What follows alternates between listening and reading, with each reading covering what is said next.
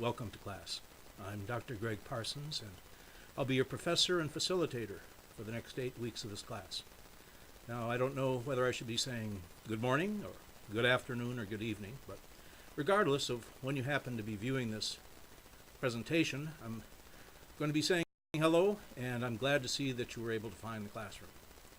Now, you'll be watching roughly 15 minutes of me going through a presentation of the basics of the class. We'll be going over the syllabus, we'll be going over the evaluation process for the class, we'll be taking a look at the required books that you'll be using, and reviewing the general Kaiser plagiarism, late assignments, and incomplete policy that will apply to this class as well as the rest of your graduate school classes. You may find the volume of this presentation varies a little bit. It may be softer in some places and a little louder in other places, so I apologize for that. But you can adjust the volumes. It was recorded on different medium at different times. And that's the problem that we're dealing with here. But I think it all should be fairly clear. I usually review them before I post them for you. So, as you'll see, we're going to be going over some things that you may feel fairly comfortable with now that we've been using the Blackboard platform and Safe Assign for a number of classes now. Most of the problems are behind us, and there's less confusion and questions than there used to be. However, I'd like to just make sure that we all start from the same place, and that issues about grading and issues about Safe Assign and issues about the rubric are all standardized, at least for the purposes of this class. Now, I realize that different professors will use different methods and approach the classes differently, and this part of this purpose of this presentation and other the videos that I'll be providing to you are going to be presenting my particular approach and the way that I'll be looking at your papers and the way that I'll be interacting with you over the next 8 weeks. So sit back. It's going to take, like I said, about another 10 or 15 minutes. It's not too long. And the purpose is, again, to provide us a base of understanding and communication so that if you have questions, you can come back to me through either the Ask Questions portion of the class. You can send me an email. You can call me on the phone. You can send a text message. All of these things work well, and depending on the nature of the communication, you can choose which one that you want to use. So that's about all I have to say as a way of introduction, but let me just say again, I'm glad to see you all and look forward to working with you. Now, I'm sure you'll get tired of hearing me say the same thing over and over again, but again, for those of you who haven't had me in class before, some of this may be a little bit new. The first thing we want to do is look at the home page, and whenever you go into class, you want to go to the home page and check the announcements to see whether I've posted anything new for the class. This would be the same as if you came into a physical classroom and sat down and I would have written something on the blackboard and about the assignment coming up for this week or a holiday that we were going to be having, just the way that we communicate to everybody in the classroom the same information. Okay, so that's first. Check my announcements. Then we're going to go look at your professor for the class. Alright, and here I am again. As you can see, I have a PhD from Purdue University. I attended the Krannert School of Industrial Management. And I've got my undergraduate degree from the University of Minnesota. After graduating from Purdue, I went to work for the Harvard Business School and taught there for a number of years, and then moved a little further north to the University of Southern Maine, where I taught for a few years there. And then I took a break from teaching and did some other things, and ended up starting with Kaiser about 8 or 9 years ago. I've taught in the undergraduate program and in the graduate program. I currently live in Melbourne, Florida, and we're about 6 miles from the beach. My contact information is there at the bottom of the screen. The telephone is both a cell and a text, so you can use either method to reach me there. My Kaiser email is also available there, and I'm available most of the time. I may not immediately answer a phone call, but I will get back to you as soon as I can. So let's take a look at the syllabus, and specifically the course materials, the books that you'll be using for this class. By now you should have received the 3 textbooks that go along with the class, and you should have in your possession from previous classes the APA publication manual, which lays out the requirements for APA formatting. Now, if you don't have these, I suggest that you get them as soon as possible, because the first week's assignment involves reading these. We also will be using journal articles from the Kaiser Online Library, which will provide the bulk of your research and also support for your papers and discussion posts. So, as an academic, you do a lot of reading and a lot of writing, so you might as well get used to it. Now, grading follows the standard Kaiser approach. You have 90% and above as an A, 80 to 90% is a B, 70% to 80% is a C, and below 70 you should plan to take the class over again.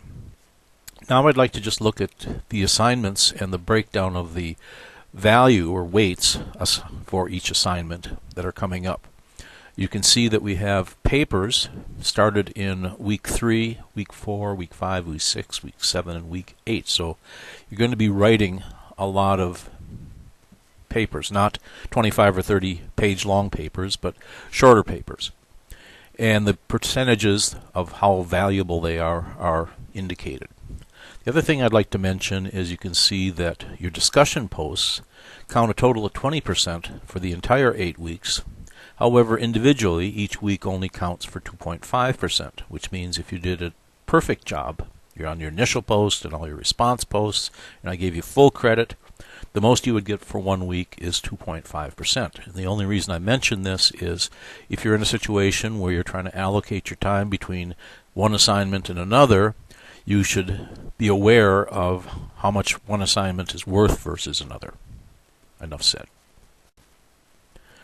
The approach that we use here for late assignments is a penalty if it comes in after the deadline. So if we were referring to a paper that came in after the Sunday midnight deadline, it would be penalized 10%. So if you got a 90 on the paper and it came in after the Sunday deadline, 10% of 90 is 9. 9 minus the 90 is 81, so the score you would get would be 81. Between week 1 and week 2, it's 20%. Week 2 to week 3 is 30%, and so on. So, if you are approaching a deadline and you feel like for some reason you will not make it and you would like to avoid the penalty, let me know ahead of time. Many times there's a situation that I can work with and we can come up with a solution that will allow you to avoid the penalty, but you've got to let me know ahead of time.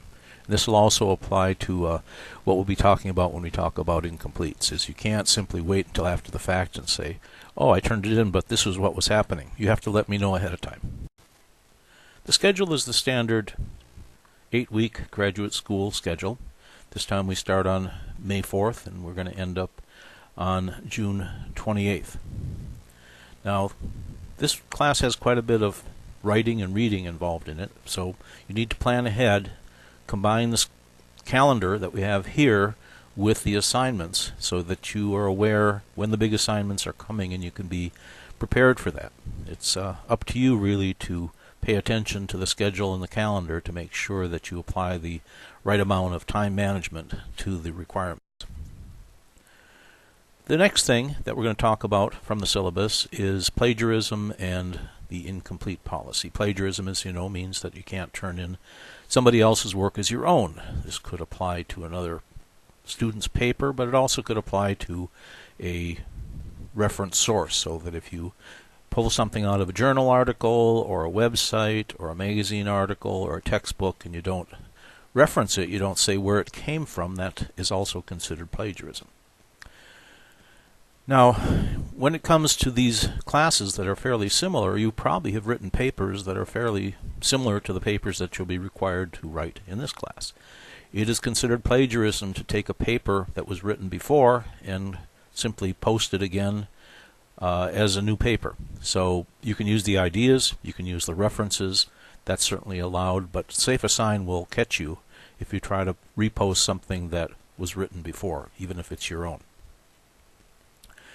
Then the incomplete policy. This is used when a student is reaching the end of the class and for whatever reason is not able to complete all the assignments. You have to be nearly complete. You have to be up to 70% of the coursework. Then you have to talk to me and describe what the situation is that requires an incomplete. The incomplete is awarded as a grade, and then you get an extra 4 weeks to finish the work, turn in the work, and then all the work is graded again. So there's a couple of key factors here. One is the highest grade that you can achieve after taking an incomplete would be a B. The second thing is you need to contact me before the end of the class. It doesn't work to come afterwards and say I need more time. You have to come to me before the end of the class and request the incomplete. And then we can work out a schedule that will allow you to complete the work and not fail the class. Now, this incomplete isn't supposed to cover things that are beyond our control. For example, natural disasters, hospitalization, military deployment, death in the immediate family are all things that would be handled in a different manner than by using an incomplete. Now I want to jump back and take a look at the Start Here section of the class.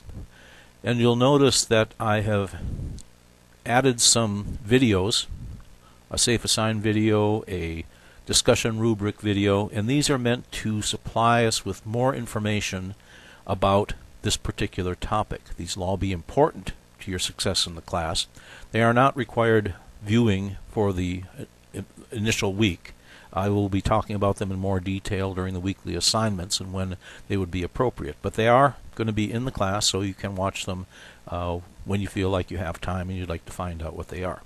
Those of you who have had classes with me before may be familiar with a number of these, but I've updated some of them and I've added some more. So I have one on the paper rubrics, how we use to grade your papers, and the scholarly writing, what it is and why it's important to you. Those will be available in the Start Here section of the class. Now I want to take a look at the Week 1 assignment. As you can see, it's mostly reading, and then your discussion post is going to be a biographical post that I will be discussing in more detail in the Week 1 assignment video.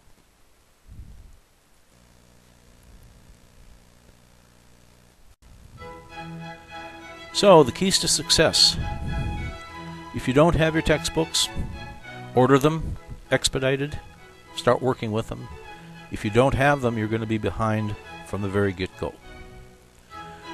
As I've mentioned several times, you have to pay attention to the schedule and the assignments and manage your time appropriately. Always be looking ahead to what's coming up in future weeks.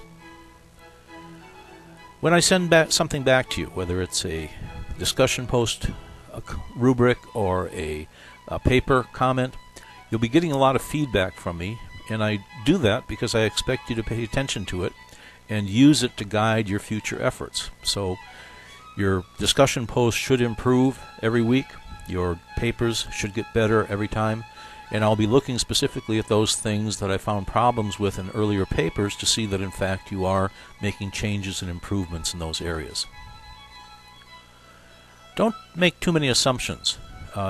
People run their classes differently. You may have worked with a professor or worked in different classes that run a certain way. That may not be the case in this class. So if you're confused or think something might work a certain way, don't be afraid to call me or send me an email or post and ask questions in the class so that the entire class can see what the issue is, and I can get back to you with the answer to your question, or if I can't answer your question, I will find somebody who can. So don't be afraid to get in touch with me. Well, that's about it for our introduction and overview. I hope that's been helpful to you. And again, if you raises any questions, you can get in touch with me.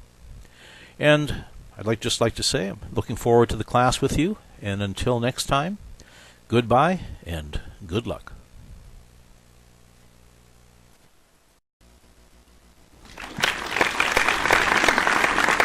Well, thank you. Thank you very much.